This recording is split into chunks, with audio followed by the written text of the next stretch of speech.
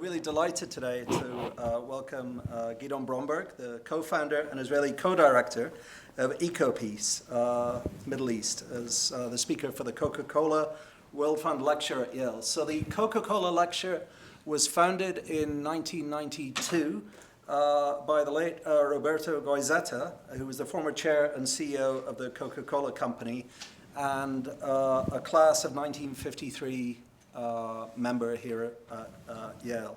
So, if you go to Israel and the Middle East, as I have, one thing that strikes you immediately is that it is a small, compact neighborhood with very scarce resources.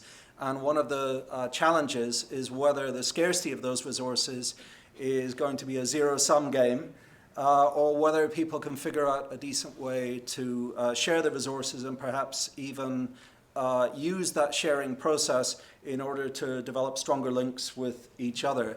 And tonight's speaker, Gidon Bromberg, has really been at the heart of trying to figure out better ways in which you can use discussions, programs, developments of how to share the resources as a way of bringing people closer together. He has worked at EcoPeace, which was established in 1994, the first cross-border environmental group in the Middle East.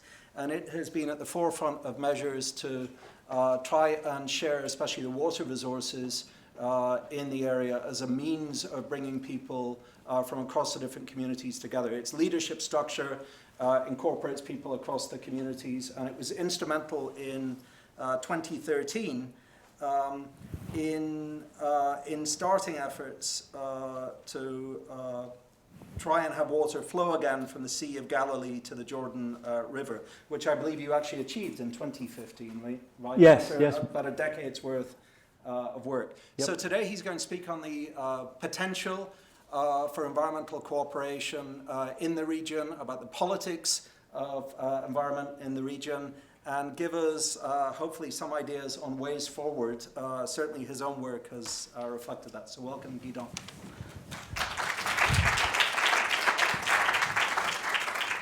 Thank you very much, Stephen, and very grateful to be back here at Yale with some very familiar faces. I was a World Fellow here in 2007 and had a fantastic experience here at Yale and developed relationships that have continued until today. So we've lost something. Okay. So I'll be speaking about innovation in the water sector and the possibility of that innovation contributing to peacebuilding. And no other day could be more pertinent to be speaking about this issue, given what's happening this very day, with some 200 rockets falling on Israel. I don't know how many rockets are falling on Gaza. And we have potential, again, another Israel-Hamas Islamic Jihad war taking place. And we can just hope that UN and Egyptian efforts will bring sanity back and not see a further escalation of another round of violence. And that's why this work is so important. And these ideas are so pertinent, because we must break the cycle. Because the cycle is just more violence, more loss of life, and that just simply can't continue. The price being paid is so horrifically high. So EcoPeace Middle East is indeed 25 years old. There's me 25 years ago with a bunch of men, Egyptians, Jordanians, Palestinians and Israelis. And the idea behind EcoPeace at that time in '94 was that given the Israel-Jordan peace treaty was signed and the interim accords of the Oslo agreement between Israel and the PLO were signed, we as environmentalists were concerned that environment wasn't on the peace agenda. And we were determined to make sure that peace would not only lead to peace between people, but also with nature. And that was the original raison d'etre of creating EcoPeace, the very first organization that brought Israelis, Palestinians, and Jordanians, in fact, and Egyptians at that time. Egypt sadly had to withdraw. Our Egyptian colleagues, our offices in Cairo were closed by the Mubarak regime. At some point it was seen as too dangerous for Egyptians to be meeting together with Israelis and scheming together on how to save the environment. And literally our offices in Cairo were closed, and we've never opened since. And today we're very different. So this is from last week. We celebrated 25 years. We had 150 people, a third Jordanian, a third Palestinian, a third Israeli, all come to the shores of the Dead Sea in Jordan to celebrate 25 years of EcoPeace.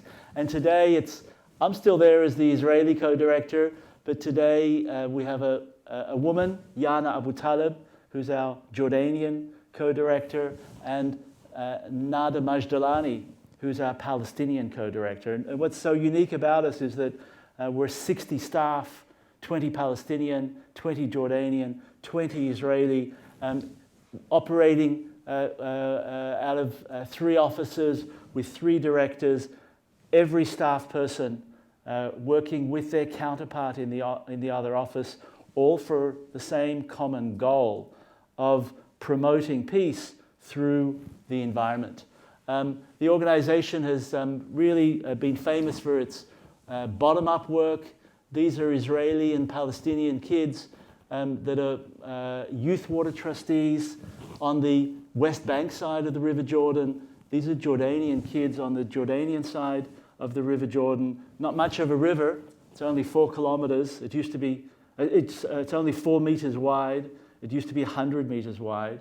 95% of the waters of the Jordan have been taken because of the conflict. And sadly, it's no longer fresh water. This is the site, according to Judaism, where the Israelites crossed to the Promised Land. This is the site where John the Baptist baptizes Jesus, according to the Christian tradition. And there are 4 companions to the Prophet Muhammad buried on the banks on the eastern side.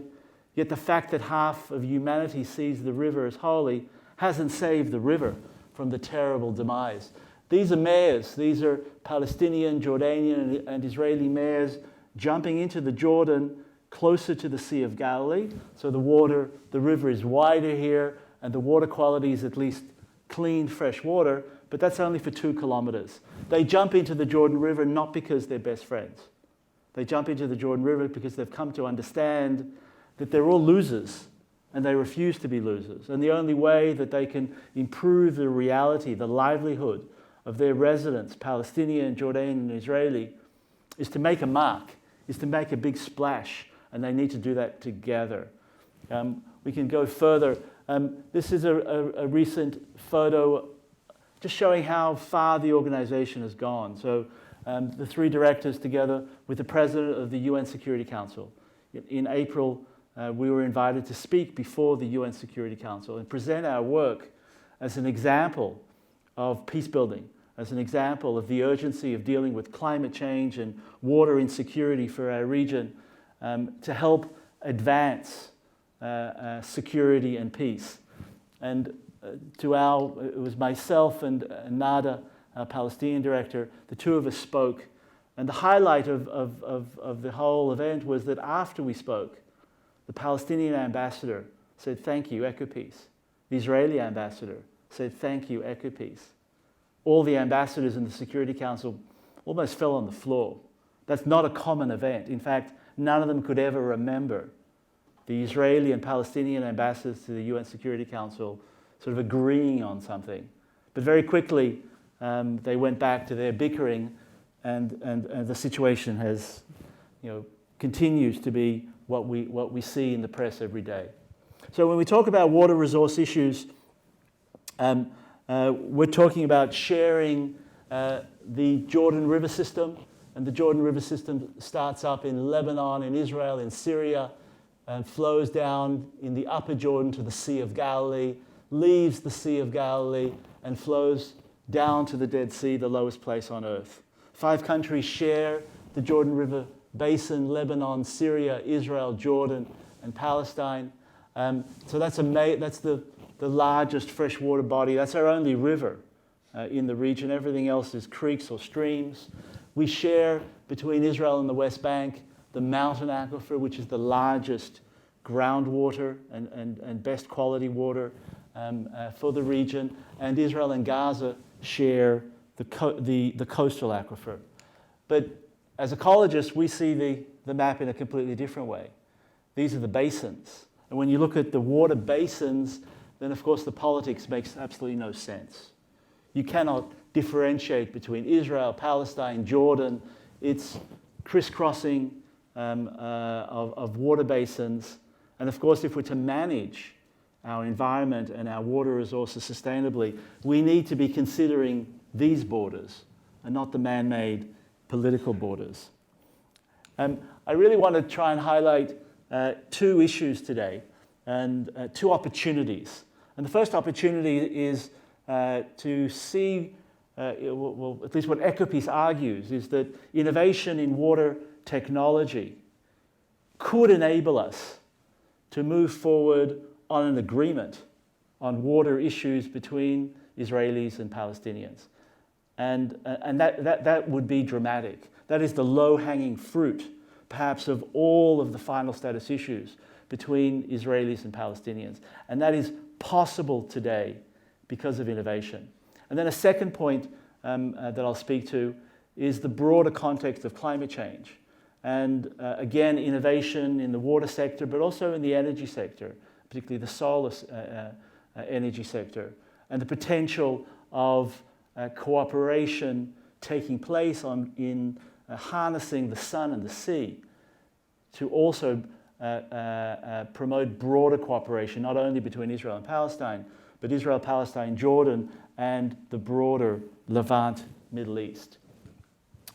So the technological innovation in the water field is predominantly led by Israel. And Israel is a world leader. It's perhaps the most water efficient country on earth.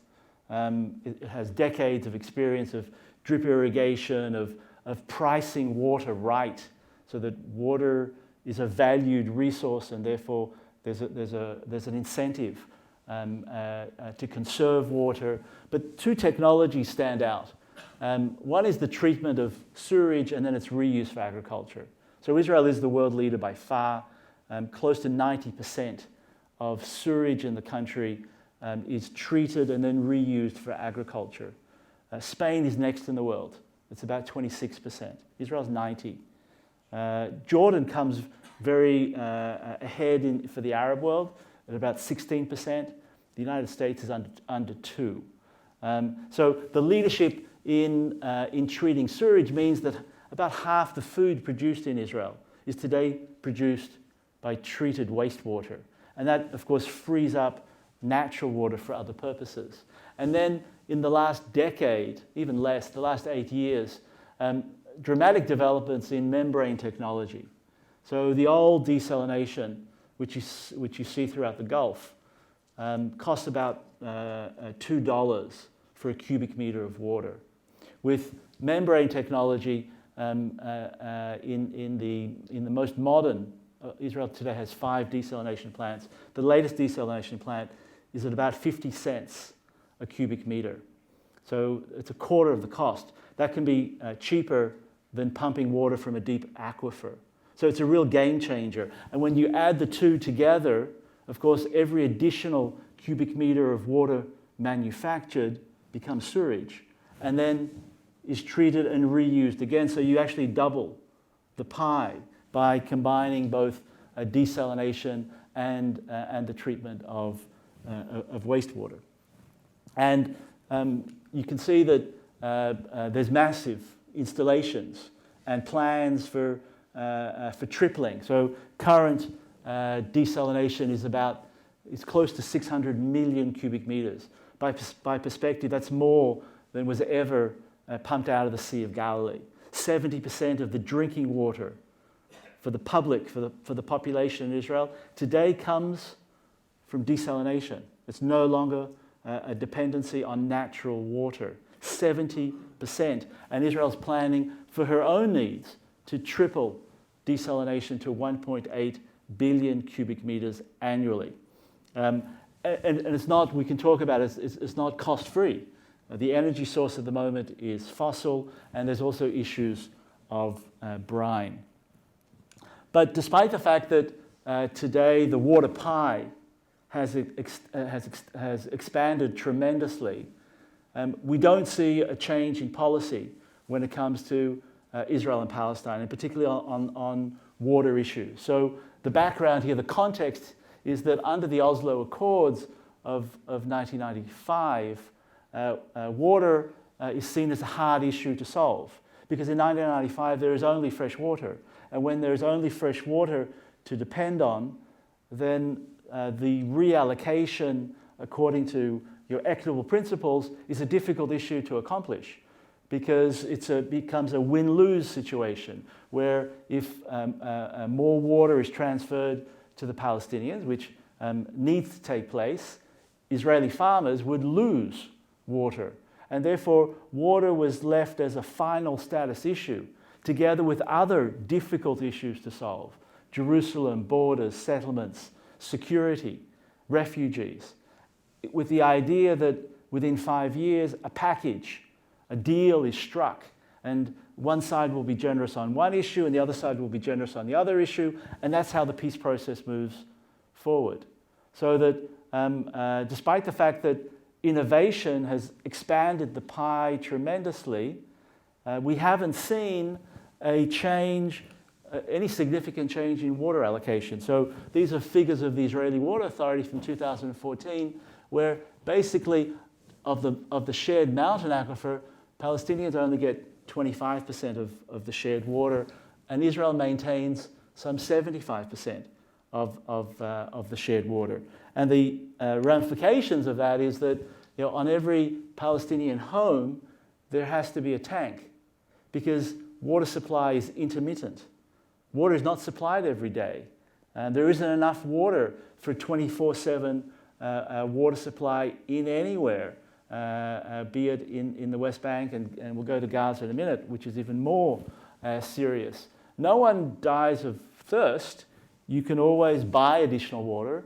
Water tankers are readily available, and if you're able to pay, and it can be 10 times more expensive than municipal water, then of course you have access to water.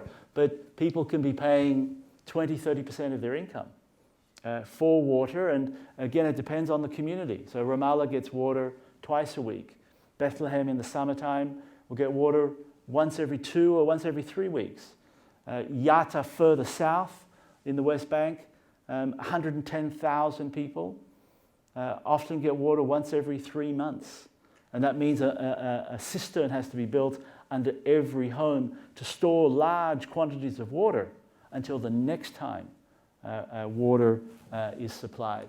And because the issue of water remains so contentious, and then the other issues of the division of the West Bank to areas A, B, and C, sewage flows everywhere. And so every stream that generally should be dry for most of the year and only have winter rainwater is carrying sewage, mostly Palestinian sewage, not being treated, and it's flowing either west to Israel or east to pollute the Jordan River. So we have a real lose-lose situation. And then when we go to Gaza, we see an absolute tragedy, a collapse of the groundwater. So this is the Gaza Strip. There are 2 million people that live in the Gaza Strip, 40 kilometers by 10 at its widest. The aquifer's carrying capacity is about 50 million cubic meters annually. But close to 4 times that much is pumped out of the aquifer every year, which means that the aquifer has been dropping. And with the aquifer dropping, these red marks are seawater intrusion. Salinity levels, salt levels of the aquifer under Gaza can be 1,000 times higher than World Health Organization standards would permit for drinking purposes. Salt water rising as the aquifer is overdrawn. But in addition to the salinity, there's also pollution. So no modern sewage treatment plant until very recently, and we'll speak about that, in Gaza, the sewage of 2 million people percolating into the groundwater and also flowing into the Mediterranean. The drinkable water is really where the green is, but we're both greens. So, Gaza in 2017, that was the only area of potable water in Gaza, 3% of the aquifer. In 2019, we're down to 1%. And basically, people cannot be drinking the groundwater at all. Gaza's gone right back to the Middle Ages. People are having to use jerry cans to fill water from small desalination plants or water imported from Israel. The groundwater is simply no longer drinkable.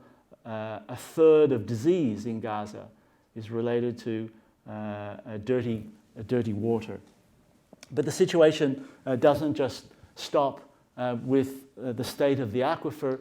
There's 110 million litres of sewage, raw or partly treated, that flows into the Mediterranean every day. Every day. And that has real implications not only for the beaches of Gaza, but also upstream as the currents move to Israel. In these circumstances, the World Bank were trying to complete the building of a new the first modern sewage treatment plant in Gaza. And they wanted Israel to supply more electricity, and they needed cement. And this is 10 years in. This modern sewage treatment plant cannot be completed. It's a white elephant. And we have a conversation with the bank, and we think deeply, well, how can we turn this around? This is madness. How could it be when there is water available, when all the technology is in place, and yet the construction can't be completed? Cement can't get in because Hamas at this time is stealing cement to build tunnels that then attack Israel. Rockets are fired at Israel. The opinion, the policy of the government of Israel at the time is, well, we get rockets, we're not going to supply additional electricity, we're not going to supply additional water, and we're not going to allow cement in. When we look at this situation, we think, okay, well, this is a ticking time bomb. This is a ticking time bomb not only for 2 million Palestinians living in Gaza, but also for the population in Israel and in Egypt. And we think, well, how can we turn this around? How can we bring common sense? And we start testing the beaches of Israel just north of Gaza. And just north of Gaza, we undertake testing here, and we get test results back. And the laboratory tells us there's good news. We haven't found cholera because we were looking for cholera. We thought that if we find cholera, that'll be a strong way to highlight to decision makers that we're all in the same boat. But they told us, do you know that the desalination plant, so one of the 5, the most southern desalination plant of Israel is here at Ashkelon. And they told us, do you know that Ashkelon is closed? And of course we didn't know, because that was kept as a secret, because it wasn't convenient to the policy of disengagement that Israel had left Gaza, pulled out its settlements, pulled out its troops, built a wall, built a fence, and wanted to throw away the key. Yet what we can see from these satellite images, which we also obtained through Israel's Freedom of Information law, was that you can't disengage. This is organic matter that's the 110 million litres of sewage moving with the currents north to Ashkelon, in fact all the way to Ashdod, and responsible for the closure intermittently of 15% of Israel's drinking water. And with the release of that information, a complete turnaround, a understanding that indeed the situation in Gaza, and this is raw sewage coming out of Gaza, flowing into Israel in a side wadi that should actually be completely dry, but this is black sewage. This is the head of the military responsible for cooperation with Gaza, and this is the US Special Envoy, and these are mayors from the Israeli side. All of the mayors along the Israeli side around Gaza sent a letter to the Prime Minister of Israel, to the Minister of Defense, that we're at the front line of rockets from Gaza, of tunnels from Gaza. We don't want to be at the front line of pandemic disease. And that really turns things around. So the whole policy of not allowing cement in, of not wanting to increase electricity supplies, and of not wanting to increase water supplies is completely reversed. And the government of Israel becomes a major, sees not out of generosity, but out of self-interest, the need to stabilize Gaza through water and sanitation, and sees great risk to its own population from the status quo.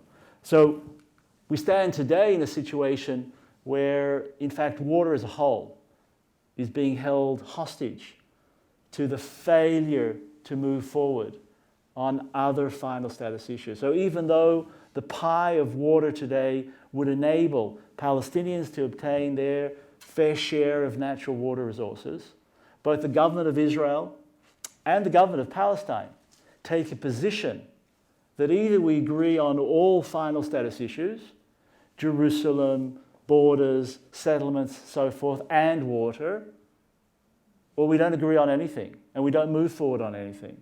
So it's in this context today that although the innovation is there, the solution is not happening because the whole context is an all or nothing approach. We see some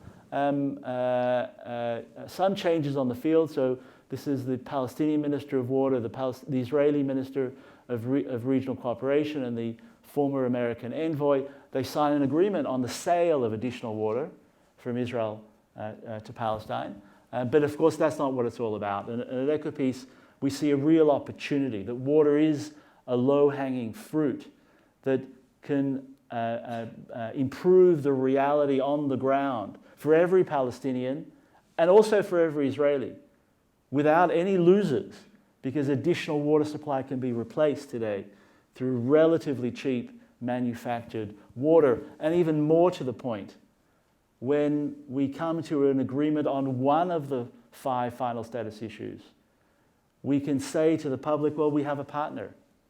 Because for the most part, the majority of Israelis and the majority of Palestinians believe that they have no partner, believe that there's no one to deal with, that we can't strike a deal on anything.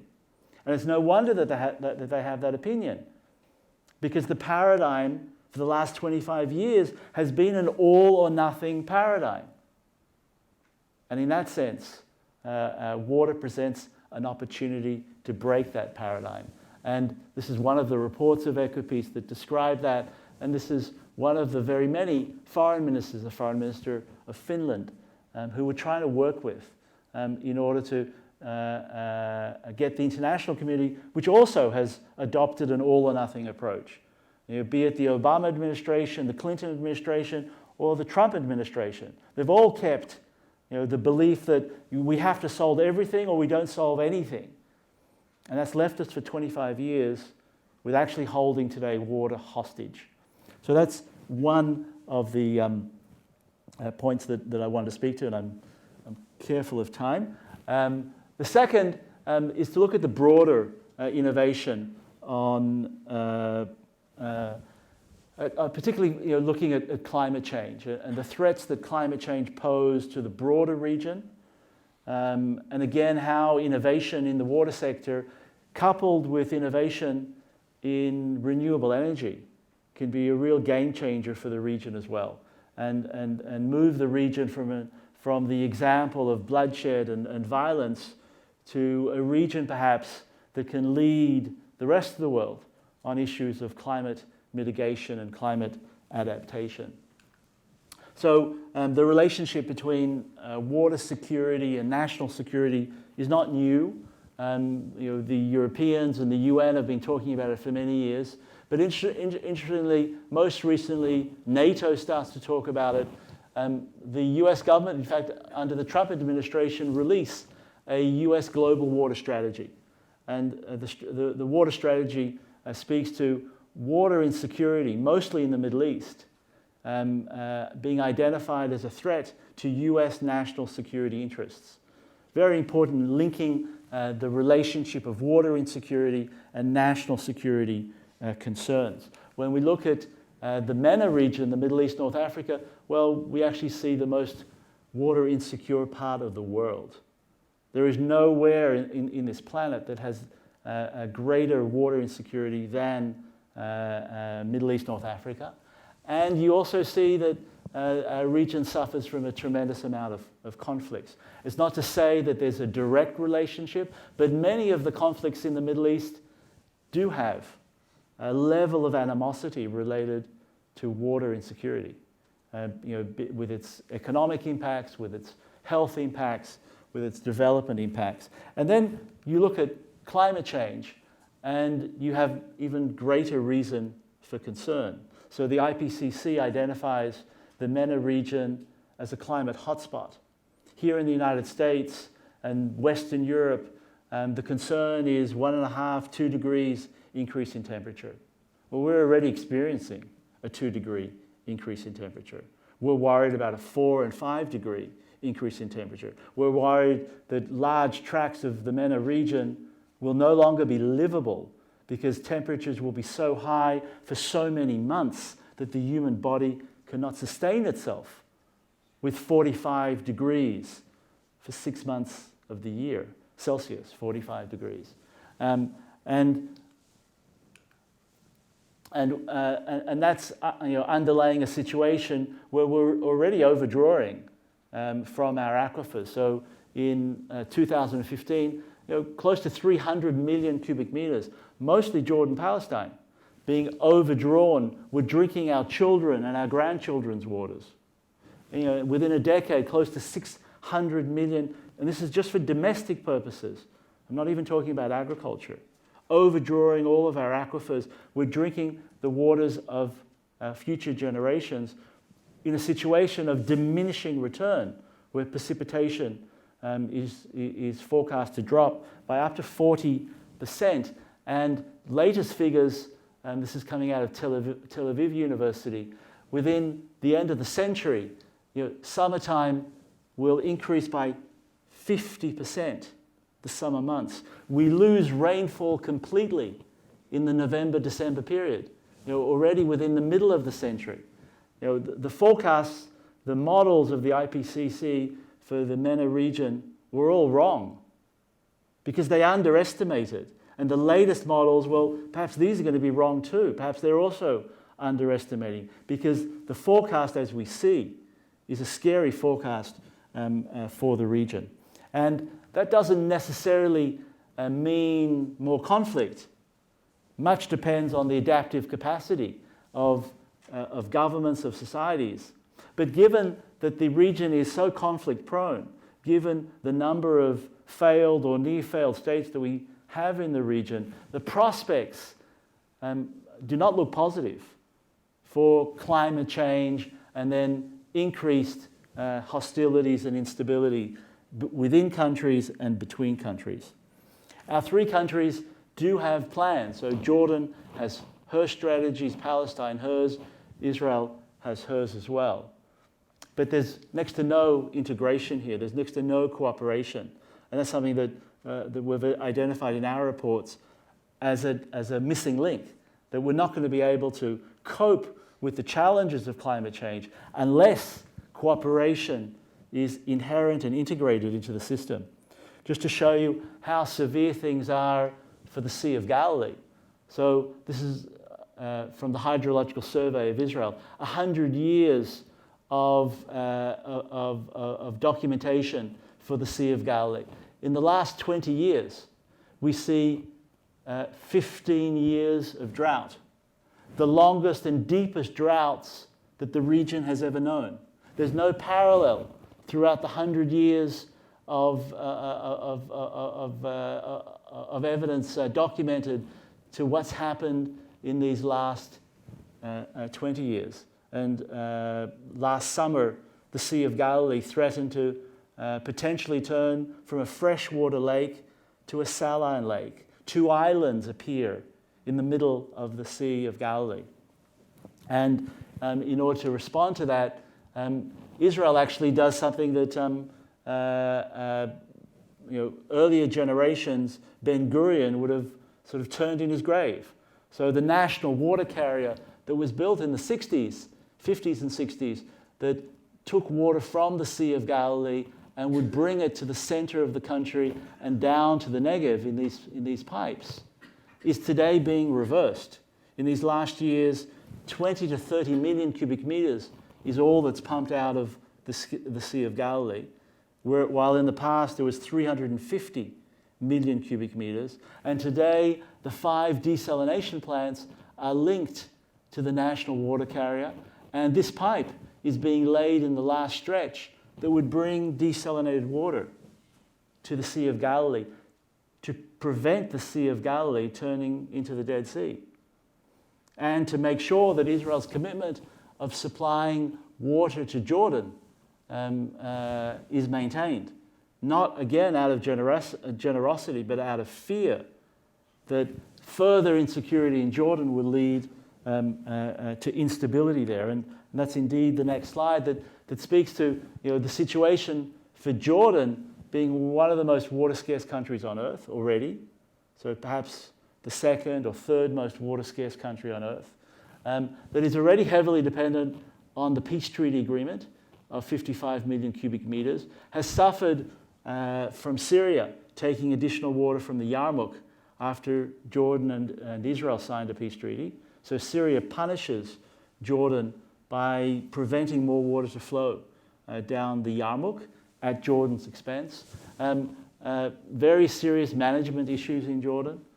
So 50% of the water in the capital, Amman, is lost through either theft or leaking pipes, through lack of investment. A lot of money being, a lot of ideas and hope for the future in Jordan placed on the idea of building a canal from the Red Sea to the Dead Sea, something that's been talked about for the last 25 years, but nothing has moved forward. And an increasing fear on the part of Jordan of being increasingly dependent on Israel. And you can see some of the cooperation that takes place between Israel and Jordan even prior to signing the peace treaty. So cooperation between Jordanians and at that time Jewish immigrants to Palestine in the building of the first dam and the hydroelectric station on the Jordan and the Yarmouk in the 20s and 30s that produced 40% of the electricity of Mandate Palestine. And then the different agreements, the late King Hussein and Rabin signing one of the annexes on the shores of the Sea of Galilee, a Red Dead agreement that's never moved forward, a water swap agreement involving also Palestine here, Palestinian minister, Jordanian minister, Israeli minister, but nothing has actually moved forward. And the situation for Jordan is, of course, the same as the situation from Israel. So this is Stanford University data. It's only from the 70s, but again, it shows you for the last 20 years, the deepest droughts, again, that the region, and the longest droughts that the region has ever known. That situation, of course, is not just shared for Israel and Jordan, it's also shared in southern Syria. And it helps explain part of the underlying cause for the uprising. Not the only, and perhaps not the main, but the fact that the Assad regime didn't respond to the consecutive years of drought meant that hundreds of thousands of farmers in Syria had to leave their land because their land became a dust bowl of desert. Instead of Syria being a major exporter or an exporter of wheat, the whole region gets dry and people move to the towns like Dara where the uprising starts because millions of people lose their livelihood. And it's in that context that not only the uprising in Syria and the devastation takes place in Syria, but real implications for Jordan next door. So the refugee camps on the border of Syria and Jordan. Jordan officially receiving about 1 million refugees, unofficially perhaps 2 million refugees. And that has direct implications for water security of Jordan. So this is Amman. Everywhere in Jordan, like everywhere in Palestine, there's no 24/7 water supply. Only Israel has 24/7 water supply in the Levant countries. And water is supplied before the refugee crisis in Amman 2 days a week. After the refugees arrive in Amman, East Amman, which is the poorer areas, receive water for 12 hours a week.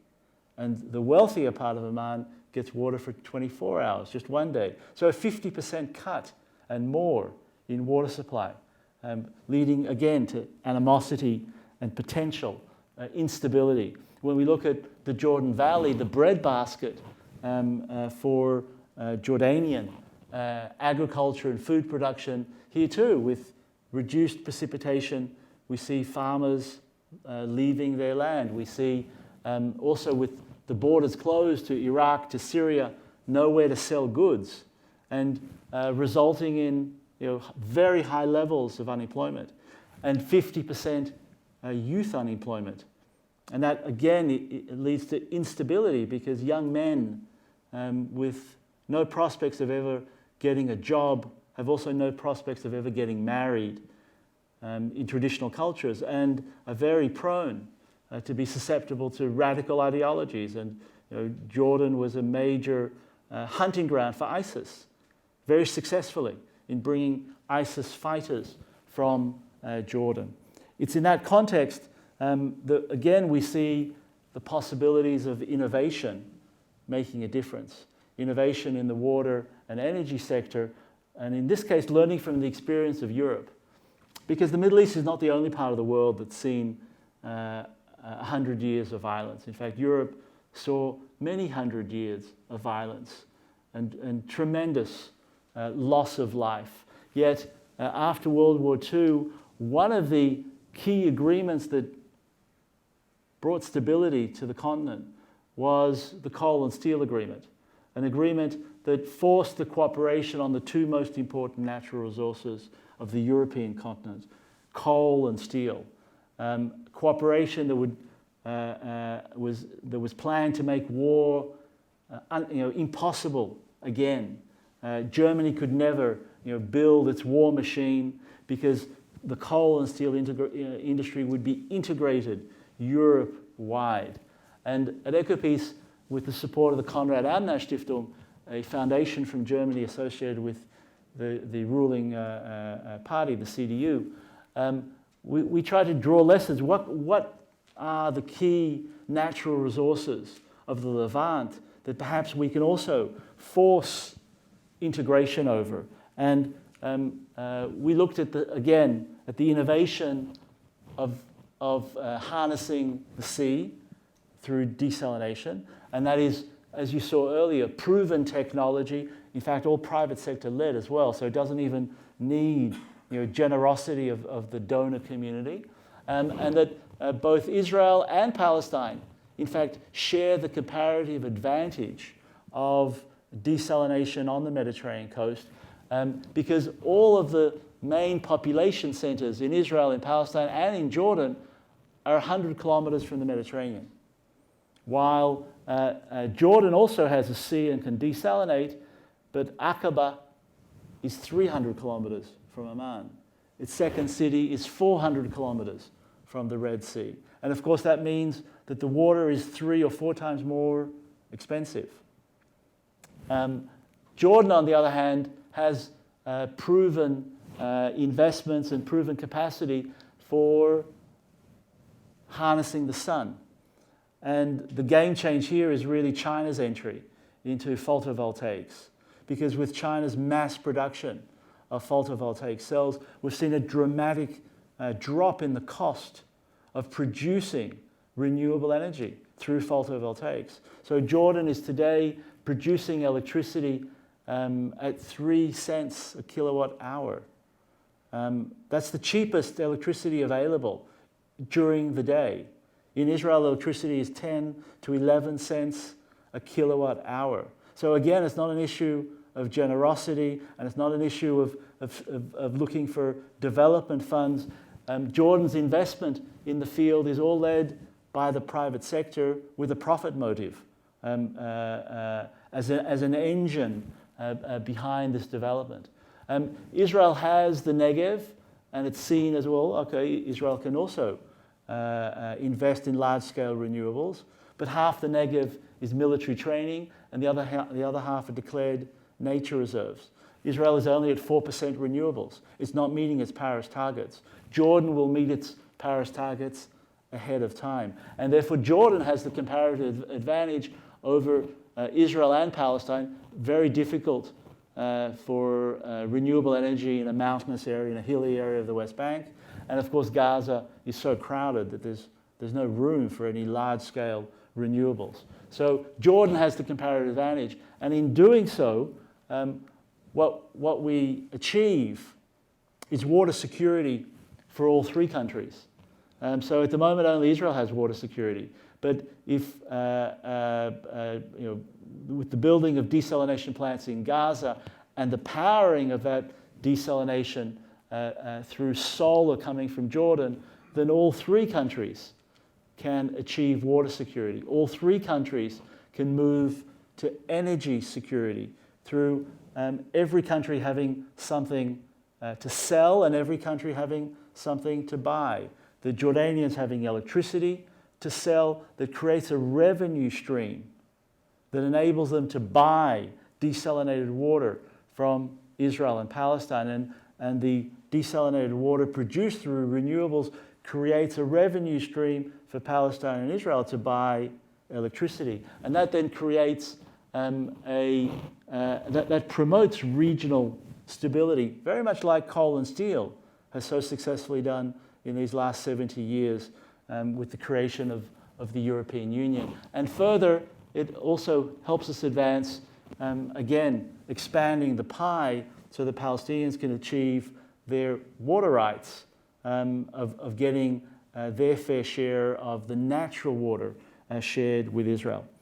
This is not a pipe dream, and we already see aspects of this concept being implemented. The study, the pre-feasibility study, gives it a green light, and you can read about it, and also the climate impacts. But water is already flowing east. So with the peace treaty commitment, Israel supplies 55 million from the Sea of Galilee in a pipe that goes to the King Abdullah Canal and supplies water to Irbid, supplies water to Amman, with the reversal of the national water carrier, where desalination plants in Gaza and in Israel can all be connected and pump additional water. Israel alone is planning to pump some 300 million cubic meters of water into the Sea of Galilee, not just to protect the Sea of Galilee, but out of concern of national security along its eastern border, so that Jordan would be able to have more relatively cheap water. And Jordan is already a leader in renewables with some 650 megawatts of installed power in the south, another 200 megawatts installed in the north. And in fact, at EcoPeace, we've received a grant to build the first solar pilot station that would sell electricity across the border. And we're literally waiting for a new government in Jerusalem to facilitate, to enable that to happen. This is last month at the UN Climate Summit, where we're asked to present this very proposal as an example of climate mitigation and climate adaptation that is relevant not only to Israel, Palestine, Jordan, but could be really a model that in the future could include Syria and Lebanon and Egypt and the broader Middle East and other areas where it makes sense to integrate the coast and the hinterland in a manner that creates healthy interdependencies. So water innovation, energy innovation, creates opportunities for us in an area of the world where there are very few opportunities. And in this effort, we're hoping that we're going to be able to balance ourselves. These are Israeli, Palestinian, and Jordanian youth all coming with the same message: water has no borders, water issues cannot wait.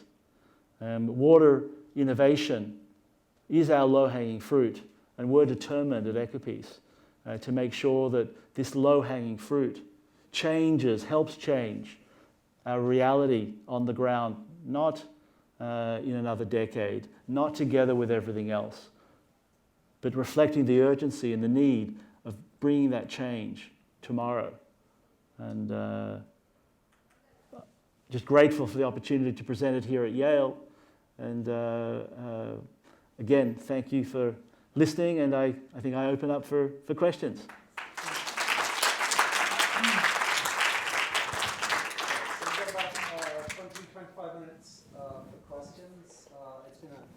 Tremendous presentation. I think I'm depressed by the scale of the challenge, and also really impressed by everything that you and others have been doing to try and fix it. I want to remind people that there's a reception afterwards upstairs on the second floor. We'll have food and drink, and I'll let Gidon field his own questions. Okay.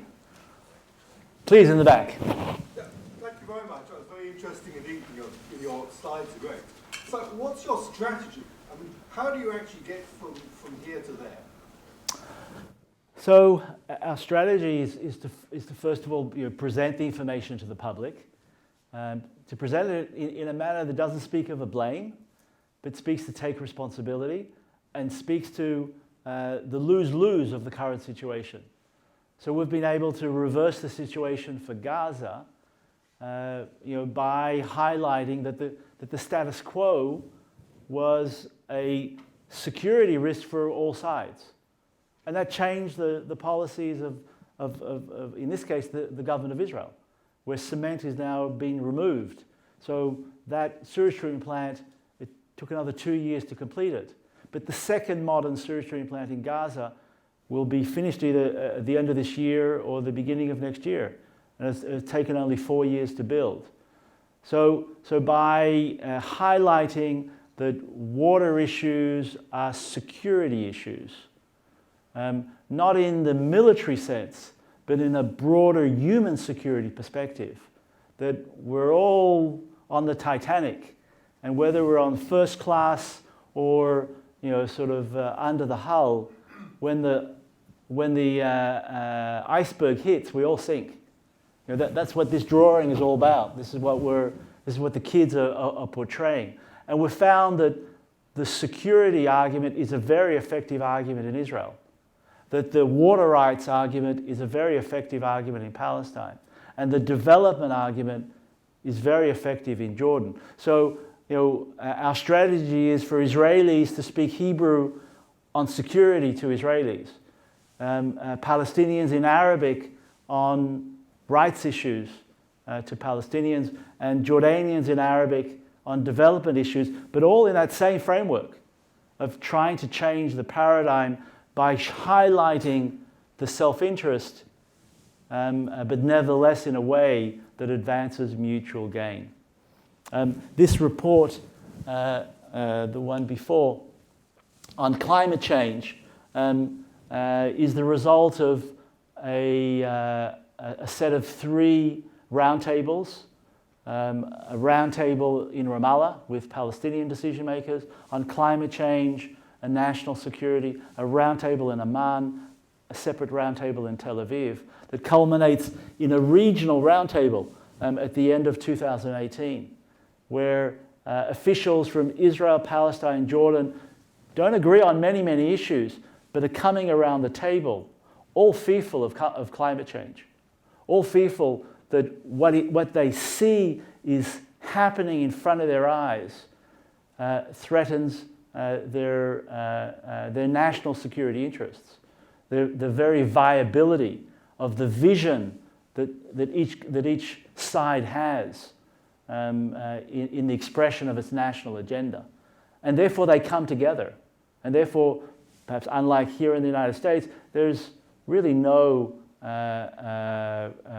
dispute on climate change issues between our respective governments. There's a common fear, and we need to utilize that common fear to move forward on what is urgent to all three. So that's part of our strategy. Given we've admired you since you've been a World Fellow in the last 12 years. You've done amazing work. And so those of us, I'm Mary Lynn Tucker in the forestry school, so those of us working in the space of religion and ecology, where you have as well, I just wanted to draw you out that these are issues of strategy and tactics and politics, and you're a genius and persistent and so on. But you began with the notion that the Jordan is a sacred river, a holy river. And I just wanted to invite you to speak about the event that you're doing in February, which is apparently having a lot of traction on various levels of society. So another strategy that we employ is working with the various stakeholders that have an interest in our region. And the River Jordan is holy to half of humanity, to the three Abrahamic faiths. And we've tried to bring attention of religious leadership that the conflict has led to turning this river holy in different perspectives, but nevertheless holy to all three faiths, into little more than a sewage canal. And religious leadership has stood up. And not just the mayors, but also leaders of the Jewish, Christian, and Muslim faith have signed a covenant together on the River Jordan, have been participating in activities both in the region and outside the region. And in February, the first week of February, as part of UN Harmony Week, we'll probably have 100 religious leaders touring the Jordan River together to bring attention, to bring the different faith-based traditions that we're all losing something, and we don't need to be. We could be turning this around, and that's another aspect of creating political will on this issue, against the status quo, which is clearly a critical part of our strategy. The lady up the back. Could you speak at all to how political uncertainty in Israel is affecting your work and kind of how various outcomes could shift even if you've already agreed upon or aid in your work? So there's political instability in all three countries, unfortunately. When we start discussions with the minister, often in the middle, the government will be changed. It's pretty unusual that a government stays in power for more than 12 months in Jordan. There's talk of elections, and in Palestine there are two governments that don't speak to each other, and that's a major issue. And clearly also in Israel with this last year, where there's just caretaker governments in place, and we might be seeing a third round of elections because of the inability to reach a coalition, a consensus. And the implications is delay for us. So we're waiting. We actually have money in our bank account to build a pilot solar facility in Jordan. And we need the agreement of both countries, of Israel and Jordan here. And although the Minister of Energy in Israel supports the building of the pilot, he can't issue the letter because as a caretaker government, that would be a new policy. And caretaker governments cannot issue new policies. Electricity has never crossed the border. There is no standard in place for the purchase of electricity from another country. So that's a very concrete example of something that's holding us up today, and we're waiting for a new government. We also are hoping that we'll have a new prime minister, because the relationship between Netanyahu and the King of Jordan is incredibly bad, and we need a new leadership in place in order to improve that relationship, so that we don't see the continuation of a downward spiral, as we saw on the renewal of two annexes that relate to the Israel-Jordan peace treaty. So the instability of government causes great delay. On the other hand, I think what is common for all three governments is rarely do they speak in one voice. So something that I haven't talked about is that we're often condemned. We're always condemned. We're always seen as traitors. Whether it's the Israeli office that's seen as working with and therefore it's working for, or the Palestinian office or the Jordanian office. And we always come across ministers that will refuse to work with us. But the good news is that we always find ministers in all three governments that are willing to work with us. And the fact that the governments are generally made through a coalition that is precarious, but on the other hand creates opportunities for us to work with ministers that don't necessarily agree with other ministers that will refuse to work with us. So there's pros and cons to that instability as well. Please. Yeah. You mentioned the creation of the European Union as a way to have peace in Europe. How feasible would you say would be the creation of a greater integration beyond the three countries that you have described in order to have more political stability? So the feasibility, it depends on the political will. The economic feasibility is very strongly there, and the pre-feasibility study shows that. The fact that we have private sector investors that are knocking on our door, that are wanting to move forward, speaks to the economic viability. In fact, in the building of new desalination plants, so the red are either doubling existing or new desalination plants, we're approached by the private sector. How can they buy the cheaper electricity, the green electricity from Jordan? Because of course it's so much cheaper than existing electricity in Israel, which is fossil, which is mostly natural gas today.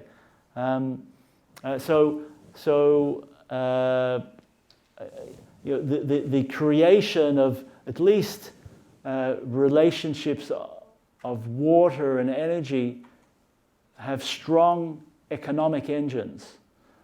We see, the agreements that are in place are agreements that have strong economic engines. So, Israel sells natural gas found in the Mediterranean and supplies it to the potash, the Arab potash on the Jordanian side, and is now supplying it for the production of electricity in Jordan. And the reason that Jordan is buying that is because the cost is half of any other alternative for them.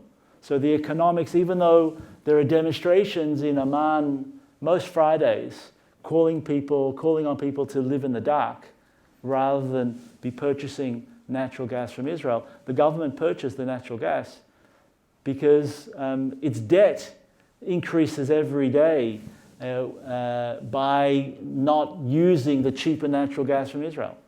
So there are powerful economic incentives that were at the heart of the creation of the European Union. And we need to remember that the French and the Germans didn't love each other, and probably until today don't love each other, yet they know how to work together.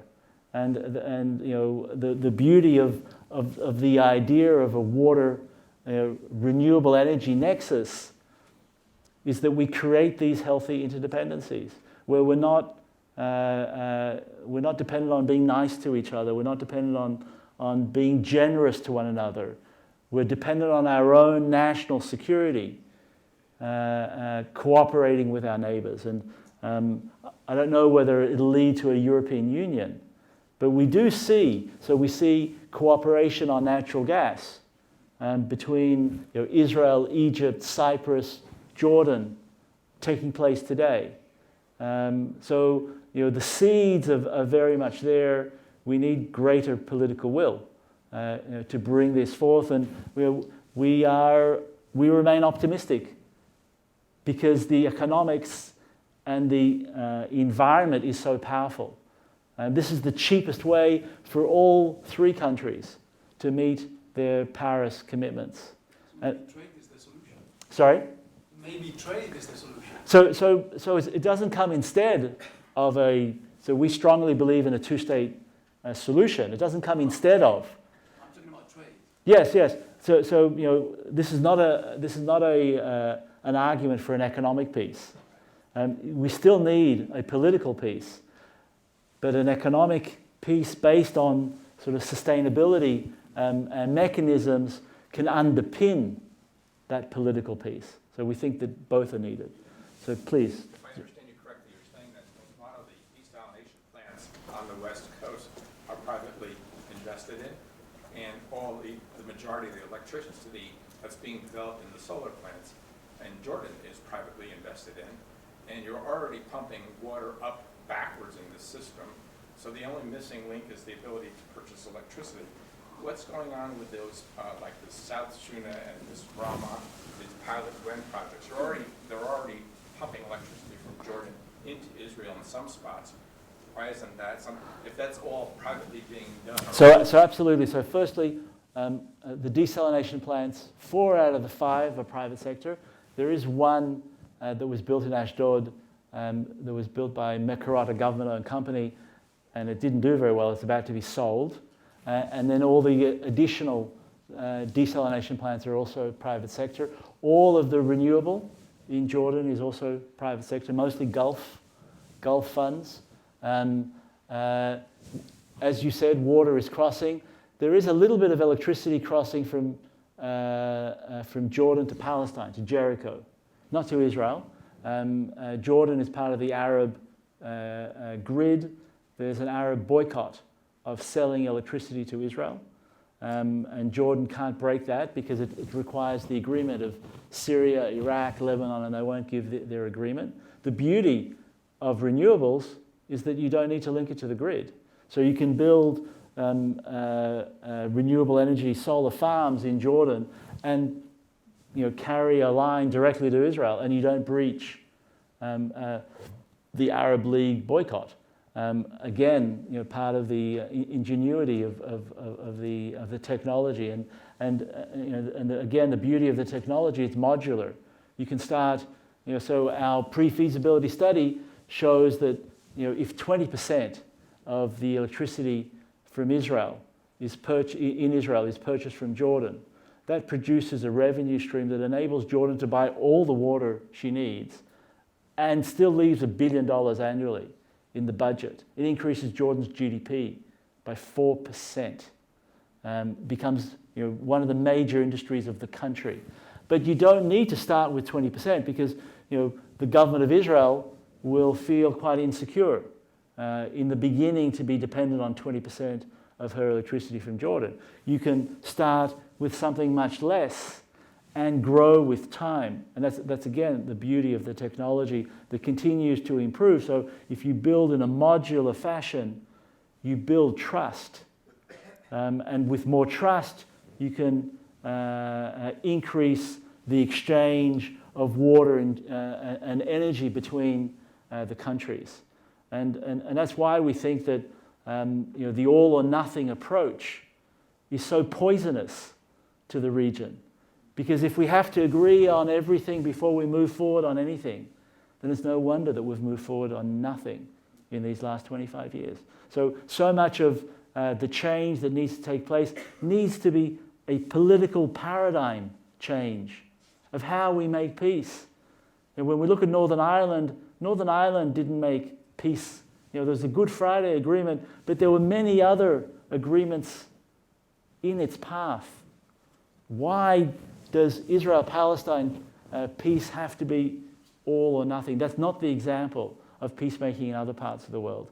And here is a real possibility, because of changes in technology, to change that paradigm. Please. Are there estimates as to how long, at present usage, the aquifers on the West Bank will last?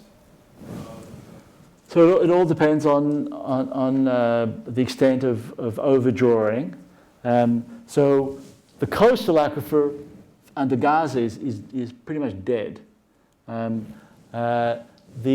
Israel completely controls how much water Palestinians can extract from the West Bank portions of the mountain aquifer. And if Palestinians build additional wells, Israel sends in the military to destroy those wells, to destroy those pumping stations. So because Israel takes the lion's share of this cross-border aquifer, Israel prevents overdrawing on the Palestinian side. In the past, Israel had overpumped the aquifer itself, but today, with desalination, it's reduced its pumping. The same concern with regard to sewage as well? So sewage is very much an unsolved issue, and while there's real control of overdrawing the aquifer, there is no control of the sewage, and the sewage is flowing and contaminating the shared groundwater that Israel takes the lion's share. And one of the reports that I'd highlighted earlier was trying, an EcoPeace report was trying to highlight the policies of the government of Israel not serving her own long-term interests on the whole issue of how sewage and the building of sewage treatment plants are difficult for the Palestinians, and that every cubic meter of sewage that flows, for instance, in this stream, there's sewage from the Nablus area. In fact, today there is a sewage treatment plant, but just south of Nablus, there's raw sewage, and the treated sewage is not being used significantly for agriculture on the Palestinian side. And then it's mixed with raw sewage. And then when it crosses the green line, it goes into a sewage treatment plant on the Israeli side. But half of the pollution seeps into the groundwater before it reaches the green line. And then Israel charges the Palestinian Authority for every cubic meter of sewage it treats. But it charges Ramallah. At government level, the municipalities on the Palestinian side therefore have no incentive to really treat their sewage, because the national government is paying for it, and they're getting almost a disincentive. So again, the way governance takes place is critical to sustainable solutions. Yes? Do you see any difference between age cohorts in various countries in terms of their willingness to change the political paradigm? So very much so. You see young people no longer committed to a two-state solution on both camps, in both the Palestinian street and the Israeli street. I think particularly on the Palestinian side, where there's a complete loss of hope that there'll ever be a Palestinian state, and concern that the economic situation is so bad, and we see that also in Jordan with such high rates of unemployment, that a one-state solution seems far more attractive to much in the Palestinian street, where people are much more concerned about getting jobs and getting a better lifestyle, and they see quite high levels of prosperity on the Israeli side, and think that, okay, well, a one-state solution will serve us much better. At least at EcoPeace, we think that the only way to meet the national aspirations of both peoples is a two-state solution, and a one-state solution might be an apartheid solution, or might be a Lebanon solution, which is communal warfare all the time. So we don't think that is the solution at all. And the bottom line is that we must give hope to young people. The 25 years of all or nothing and the failure to move forward has taken away a sense of hope for the young generation. And that needs to be returned urgently. Please. So, speaking here, and you spoke about the American administrations throughout the past 20 years, how would you like the American envoy or an American administration, it seems like the EU is already pretty much on board with the American administration, to treat this? What tactical steps would American organizations or the administration itself need to do? So it's interesting that every lead negotiator on the American side, while they're leading the negotiations, whether it's a Democrat or a Republican, have been absolutely certain that they're going to strike the deal. And therefore, the attitude has been, no, water is not important enough. We can solve everything, so let's solve everything. And it's almost at our reach. And then when they leave the administration, they'll often tell us, yeah, it's a pity we didn't solve water. So how do we break that? Because we now have 3 lead negotiators that have come and said to us after the fact, yeah, it's a pity we didn't solve water. So highlighting that 3 former American lead negotiators now have the opinion that they regret not solving the water issue is something that we speak to this administration about. That this certainty that the agreement is around the corner, hasn't proven itself, over these last 25 years. And then the cost of not reaching that agreement on water is rising. And that's particularly the case with climate change. Now, with this current American administration, you can't talk about climate change, but you can talk about water insecurity. And the US has a national security policy on water insecurity, with Jordan being very, very much present as an issue of concern, and the broader Middle East as an issue of concern. So we can bring those discussions to bear. That is going to require a new government in Jerusalem, and we're waiting for that new government to be formed.